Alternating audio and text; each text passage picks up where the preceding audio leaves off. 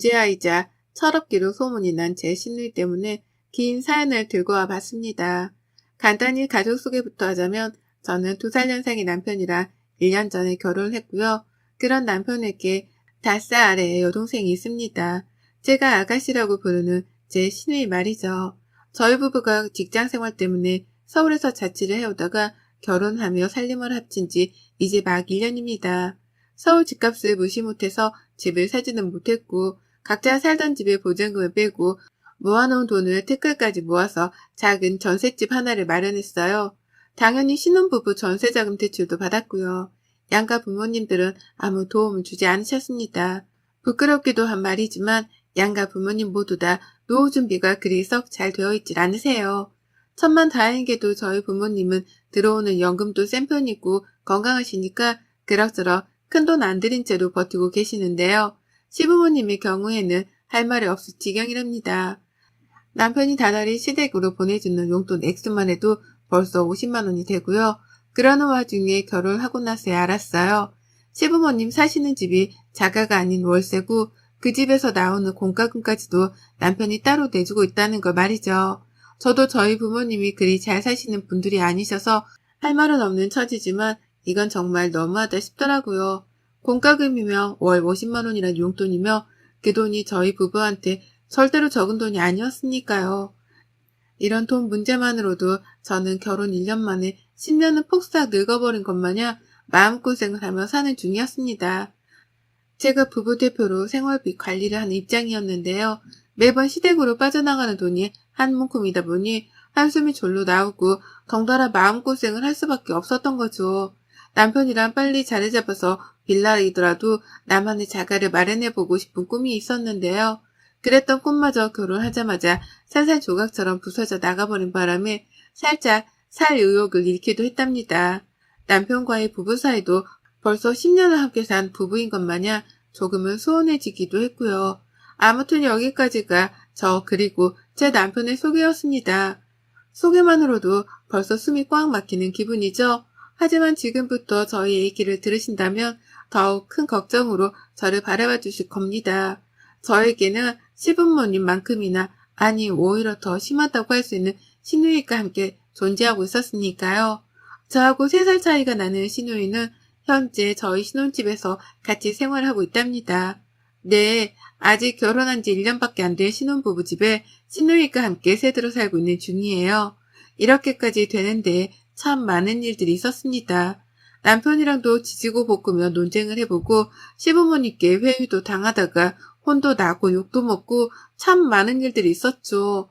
저희 시댁이 경기도거든요. 지하철로 왔다 갔다 하면 서울까지 오는 데에 1시간이 조금 넘게 걸리는 정도입니다. 왕복으로는 2시간이 넘을 테고요. 신우는 대학도 졸업했고 제가 알기로는 대학 시절에 교환학생도 다녀왔다고 들었어요. 본인이 유럽에 로망이 있었다면서 귀엽고 동유럽 쪽으로 판학기를 다녀왔다고 하더라고요. 제가 알기로는 시댁이 그리 여유가 있는 편도 아닌데 신우가 교환학생도 다녀왔다고 하니 뭐 대단히 장학금이라도 받고 유학을 다녀온 줄 알았습니다. 그래서 대단하고 부럽다 말을 해본 적도 있죠. 그런데 신우가 이런 제 말에 너무나 당당하게 대답을 하더라고요. 오빠가 보내준 거예요. 우리 오빠 짱! 이라고요. 네, 그때야 저도 알았습니다. 하다하다 우리 남편이 신우의 유럽 여행까지 경비를 대줬다는 걸 말이죠. 들어보니 유럽에 가서는 공부도 거의 안 하고 밖에 나가 술 마시고 친구 사귀기만 급급했던데 그 과정에서 들어가는 용돈은 전부 다 제 남편이 손금까지 해 뒷바라지를 해줬더라고요. 그렇게 오빠 등골을 뽑아먹었으면 뭐라도 하는 게 있어야 할 텐데 신우는 대학을 졸업하고 한동안 모직 생활을 전전하다가 이제서야 겨우 아르바이트를 시작했답니다. 그것도 서울에서 말이에요. 직장을 서울에서 다니는 거라면 취직이 된 거니까 당연히 서울로 출퇴근을 하는 것에 이해를 했을 겁니다. 요즘같이 취직이 힘든 시기에 당연히 그렇게라도 출퇴근을 하는 게 맞다 생각하는 저였어요. 하지만 신우는 회사가 아닌 아르바이트, 그것도 파트타임으로 일을 하는 아르바이트를 굳이 서울에서 찾아내고는 서울로 출퇴근하기 시작했답니다. 왜냐고요? 중고등학교 동창들이 사는 자기 동네에서는 아르바이트를 하는 모습을 보이고 싶지 않고 들키면 쪽이 팔리니까 싫다고 말이에요. 그래서 최대한 친구들을 만나지 않아도 되는 땅 넓은 서울로 와서는 아르바이트를 하겠다는 거예요. 그래서 월 100만 원도 받지를 못하는 처지면서 교통비 그리고 이동 시간으로만 벌써 2시간을 잡아먹기로 한 거고요. 이것만으로도 제 상식선에서는 이해를 할 수 없었습니다. 취업 준비생이라면 시간이 가장 금 같을 것이고, 그렇다면 더더욱 가까운 동네에서 아르바이트를 하며 취업 준비를 하는데 열을 올려야 하는 게 보통이잖아요. 그런데 우리 아가씨는 죽어도 그렇게는 못한다며 서울행을 고집하더라고요. 그러면서 퇴근 후 집으로 가기는커녕 알바하는 곳에서 사귄 친구들이랑 몰려다니며 저조차도 한 번 가본 적이 없는 서울 안내 술집이란 술집은 모조리 다녔댔습니다. 보고 있으면 저렇게 사는 게 가능한가 싶을 정도로 한심했고, 그러는 와중에 저희 남편한테 한두 번씩 용돈을 달라며 손을 벌리는 모습에 화도 났어요. 그런 여동생이 귀엽다면서 지갑을 활짝 열어주는 남편의 모습에도 실망을 하기는 매 한 가지였고요. 이런 문제들이 언젠가는 터지겠다 싶었습니다. 돈을 모아야 하는 부부인데 시부모님과 시누이한테로 나가는 돈이 많은 이상 언젠가는 저하고 돈 때문에라도 크게 싸우겠구나 싶었죠. 그래도 신혼이니까 최대한 말싸움이라도 자제해보겠다며 제 승질을 눌러 살고 있었는데요. 그런 신우가 저희 집으로 들어오게 되고부터는 더 이상의 참을성이 발휘되지 못했답니다. 신혼인데 신우이랑 한 집에 살라니요. 말이 안 되는 말이었는데 신우는 기어코 저희 집으로 짐을 싸서 들어왔답니다. 그 이유가 뭔 줄 아세요? 집에서 서울로 알바를 위해 출퇴근을 하는 그 시간이 너무 아까워 죽겠다는 것이었어요. 저 같으면 술집 다니면서 퇴근 시간을 뒤로 미룰 바엔 차라리 집으로 향할 텐데 신우는 더 늦게까지 술을 마시지 못하고 막차를 타고 집에 가야 한다는 그 사실 자체가 너무 싫다는 겁니다. 그러면서 저를 쏙 빼놓고 시부모님 그리고 남편한테만 저희 집으로 들어가 살게 해달라고 오래전부터 고집을 부려왔다네요. 그러다가 남편이 더 이상 안 되겠다면서 저를 설득해 보겠다는 대답을 한 그 순간 신우이가 무작정 짐을 싸들고 집으로 쳐들어온 것이었고요. 저희 집에 방이 2개였어요. 하나는 당연히 부부방이고 다른 하나는 짐들을 놓는 선반 큰 걸로 벽에 붙여놓고서 그 맞은편에는 컴퓨터 책상을 들여놨습니다. 남편이 가끔 집에서도 일을 해야 할 때가 있어 그때를 대비해서 서재처럼 쓰게 해놨죠. 근데 신우가 그 방 비어있는 거나 다름없지 않냐면서 쳐들어온 거예요.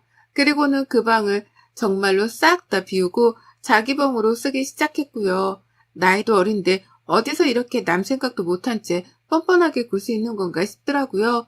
뻔뻔하게 내 남편에게 도움을 요청하는 모습이 시부모님과 다를 것 하나 없어 보여서 섬뜩하기도 했답니다.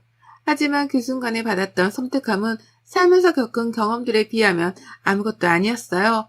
이제 막 신우이랑 함께 살게 된 지가 2달이 조금 넘어가는데요. 저는 그 짧은 시간 동안 혀와 입이 너덜너덜해졌을 정도로 남편과 미치도록 논쟁을 펼쳤답니다. 신우이를 내보내달라는 저의 입장과 잠깐만의 거주일 뿐이니 이해를 해달라는 남편의 입장이 팽팽하게 맞섰거든요. 저희 남편이 지동생을 평소에도 끔찍하게 아끼는 편이었습니다. 가족 사랑이 워낙 특출나고 그 집안의 기둥이나 다름이 없다 보니 시댁 챙기는 것만큼은 제가 봐도 정말 으뜸이었어요. 하지만 그렇다고 해서 남편이 제게 좋은 남편인 것은 절대로 아니었습니다. 시부모님 용돈 그리고 시누이 용돈으로 나가는 돈만 하더라도 한두 푼이 아니었는데 이제는 꽁으로 시누이까지 한 집에서 재우며 먹여 살려야 한다는 생각하니 뒷골이 다 땡길 지경이었어요. 그래서 내보내달라고 설득하고 화를 내며 별짓을 다 해도 안 되겠다 싶던 때에 타협을 하고자 했어요. 시누이한테 최소한의 월세라도 받아내야겠다 싶었던 거죠. 하지만 남편은 한결같더라고요. 어떻게 내가 오빠가 돼서는 내 여동생한테 월세를 내라고 하냐? 그냥 잠만 얹혀서 사는 것뿐인데 라고 하면서 오히려 저를 이해하지 못했답니다. 잠만 자는 걸로 생각을 하더라고요. 집에 들어와 살면서 먼저 나서서 밥을 해준 적도 없고 그렇다고 청소를 해준 적도 없고 하다못해 세수를 하고 세면대 주변으로 튄 물기를 단 한 번도 닦아낸 적이 없는 신우였는데도 말이죠. 가정주부도 아니고 그렇다고 집에서 살림해주는 가정부도 아닌 저에게 당연하다는 듯이 세탁물을 건네주며 빨아달라고까지 말을 하던 신우였습니다. 그런데 남편은 그런 모습을 본 적이 없다는 이유만으로 자기 여동생을 남이 아닌 손님 대접도 해주라며 절 타일렀어요. 마치 제가 못되어 먹은 생각을 하며 자기 여동생을 쫓아내 궁리만 한다는 것 마냥 비아냥대면서요. 그런 취급을 받는데 정말 너무 서럽더라고요. 결혼하고 나서 가뜩이나 눈물이 많아진 저였습니다. 혼자 살 적에는 돈이며 시댁이며 그런 사소한 것들에서 오는 걱정들이 하나도 없었기 때문에 많이 즐기고 살았는데요. 결혼하고 나서부터 자잘한 것들이 주는 스트레스가 너무 크더라고요. 그런데도 남편은 처음부터 끝까지 저를 이해하지 못하는 사람에 속했기에 내 배우자가 믿을 만한 사람인가 싶은 의구심마저 들기 시작했답니다. 첫 단추가 제대로 꼬였으니 그 후에 꼬매려는 단추들이 연속해서 얽힐 수밖에요. 저희 부부의 관계는 시댁 식구들 때문에 딱 그런 식으로 얽히고 설키며 꼬여갔어요. 그런데도 남편은 신우가 계속 저희 집에서 지내는 걸 허락하는 입장이었고 언젠가부터는 내 집안에서 내가 외톨이가 되어갔어요. 퇴근하는 길도 재밌지가 않고 집에 있어도 신우를 보면 괜히 화가 차오르더라고요. 같이 TV라도 보면 신우는 손가락 발가락 하나 까딱하지 않은 채 드러누워 있으려고만 하고 그런 신우 옆에 앉아 같이 수다를 떠는 남편을 보면서 혹 신우가 남편의 마누라인가 싶은 더러운 생각도 들었답니다. 그 사이 배가 고프다며 결국 먼저 나서서 부엌으로 들어가야 했던 건 저였고 제 손으로 밥을 차려내고 나서야 신우이는 소파에서 엉덩이를 떼고 일어섰어요. 꾸울의 배는 고픈지 제가 해주는 밥을 지금껏 단 한 번도 거른 적이 없었답니다. 그런데 이보다 더 큰 문제가 또 있었어요. 바로 신우이의 그 성질머리가 대체로 늘 고약스럽고 변덕이 심하단 거였죠. 잘 지낼 때는 이렇게 조용히 지내긴 했으나 신우가 술을 왕창 마시고 들어온다거나 밖에서 무슨 안 좋은 일이라도 있는 날에는 그 히스테리를 집에서 부리느라 난리였습니다. 남의 집에 얹혀 사는 주제에 지 승질머리를 다 부려가면서 한 번은 제게 소리를 지르더라고요. 아, 내 방에 들어왔었어요? 라고 하면서요. 저는 그 당시 애도 안 낳았는데 제가 무슨 사춘기 자식이라도 키우는 줄 알았습니다. 내 집이고 내 방이기도 한 신우방에 들어가서 청소기 하나 민 걸 가지고는 의자 방향이 달라 보인다면서 제게 따져 묻더라고요. 왜 남의 방에 함부로 들어가냐면서요. 보다 못했는지 남편이 나서더라고요. 소리 그만 지르고 배달 음식 먹고 화풀나면서 신우를 달래주겠다고 또 돈을 쓰려 했답니다. 그러면 신우는 대화가 안 통한다며 자기 혼자 더 소리를 지르다 획 하고 집을 나가버렸어요. 네, 다 큰 성인이 그냥 그러고 지 혼자 토라져 집을 나가버리는 황당한 상황이 연출된 거죠. 그러면 남편은 그런 신우를 잡겠다고 따라 나섰다가 무시했다가 또 전화를 했다가 결국 용돈을 주겠다는 말을 하고 나서야 신우를 데려올 수 있었답니다. 신우가 용돈을 주겠다는 남편의 말에 화가 풀려서는 집으로 기어 들어왔거든요. 옆에서 이런 남매의 모습을 지켜보며 정말 머리가 빙 도는 줄 알았네요. 뭐 이런 것들이 다 있나 싶어서 말이죠. 내일 모레 서른인 아가씨가 화를 내며 내 집에서 내 집을 뛰쳐나가는 것도 황당해 죽겠는데 그런 신우의 화를 풀어준다며 회유하고 달래다 급기야 용돈을 준다는 말로 회유를 하는 남편이라니. 제가 어디서부터 어디까지 이해를 해야 하나 싶은데 더 화가 났던 것은 바로 그 용돈에 있었어요. 남편이 주겠다고 한 그 용돈을 감히 저희 부부 생활비에서 빼다 준 겁니다. 집이 자가도 아니고 현재 전세자금 대출도 걸려있고 앞으로 가정을 일구려면 모으고 벌어야 할 돈이 산더미 같은데 답도 없는 인생을 사는 신우이의 기분 하나를 풀어주겠다며 우리 생활비를 쪼개다가 가져다 준 거예요. 황당히 말도 안 나오는 이 답답한 상황이 지난 2달이 넘는 시간 동안 무려 4번이나 반복이 되었습니다.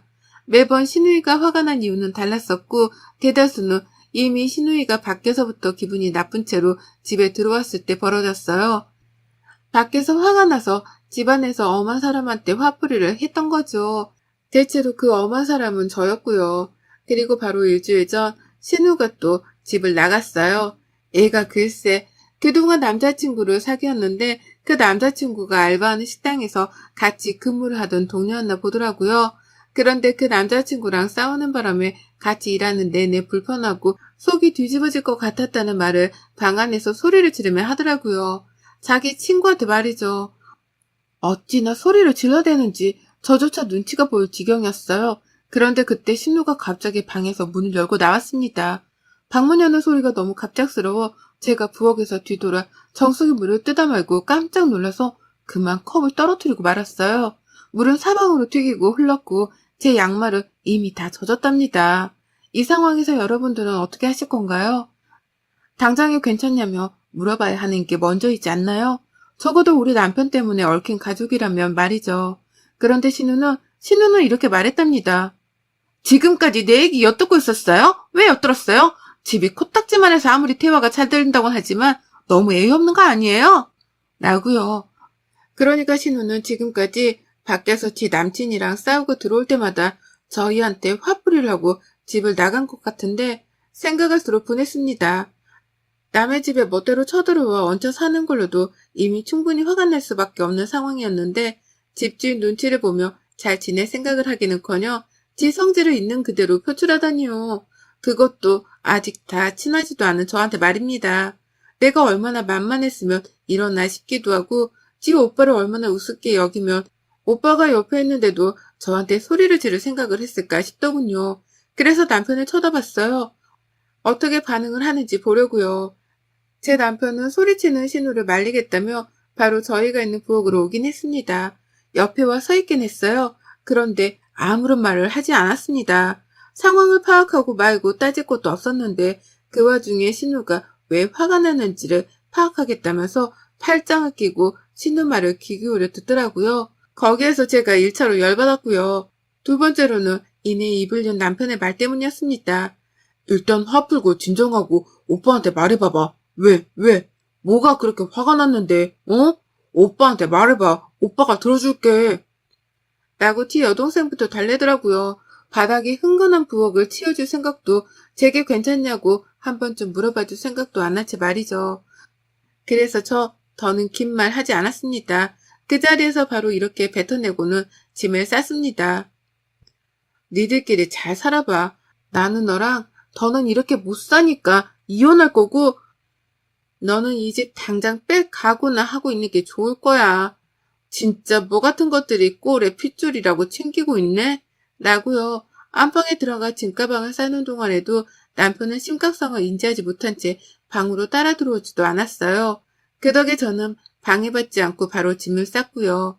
현관까지 무거운 가방을 들고 나서는 저를 보고서야 남편이 여보, 아이 왜 이래 가족들끼리 라며 따라 나오더라고요. 하지만 저는 그런 남편은 쳐다도 보지 않은 채 뒤에서 팔짱을 끼고 서 있던 신우한테 고했습니다. 야, 너 내가 이혼해도 그냥 이렇게 집을 나가면서 이혼할 줄 알지? 딱 기다려. 이 이혼은 다 너 때문이고 내가 너한테 유죄로 소송부터 걸면서 이혼할 거니까. 어린 게 귀엽다고 봐주고 있었더니만 어디 감히 집주인한테 주제 파악을 못하고 소리 질러? 내가 네 화풀이 대상이야? 너 딱 기다려. 곧 너한테 소송 걸 테니까. 라고 말이에요. 일부러 겁 좀 먹으라면서 손가락질까지 정확히 해대가면서 신우한테 소송을 걸겠다 통보를 했어요. 그러자 신우가 그제서야 건방지게 끼고 있던 팔짱을 빼내며 제 말에 귀라도 기울이려는 척을 하더라고요. 겁을 먹었던 거죠. 하지만 이미 때는 늦었답니다. 저는 그렇게 집을 나섰고 절대로 남편이 찾아와서 싹싹 빌기 전까지는 신혼집에 들어갈 생각이 없었어요. 당장 갈 곳이 없었으나 급한 대로 아직 결혼을 하지 않고 사는 싱글 친구 집으로 들어갔고 지금까지 일주일 내내 얹혀 사는 중입니다. 남의 집에 들어와 얹혀 사는 게 결코 편하지 않다는 거 누구보다 제가 잘 아는지라 친구한테는 숙박비라도 두둑하게 챙겨줬어요. 이제 이혼하는 마당에 생활비를 모으면 뭐하겠냐는 생각으로 돈을 아낌없이 지불했습니다. 퇴근하면 밥도 제가 하고 청소도 하면서요. 살만 하더라고요. 내 집이 아닌데도 불구하고 신우가 없다는 생각 그 하나만으로도 너무 날아갈 듯 기뻤어요. 남편은 생각도 안 하고 있었고 진짜로 뱉은 말에 책임이라도 져보자는 생각으로 뒤늦게야 인터넷에 검색을 해가며 소송에 대해 알아가고 있었는데요. 남편이 찾아왔어요. 제가 그 사이에 남편 전화번호도 싹 다 차단을 해버려서는 연락을 아예 안 하고 있었거든요. 저희 친정 부모님께도 그간 있었던 일들을 얘기하며 남편 연락처는 차단하라 못을 박아둔 바람에 친정하고도 연락이 안 되었을 거고요. 근데 글쎄 남편이 제 친구들까지 수소문을 해서는 용케도 제 친구한테 연락을 했더라고요. 친구는 저한테 먼저 동의를 구하고서 집을 알려줬고요.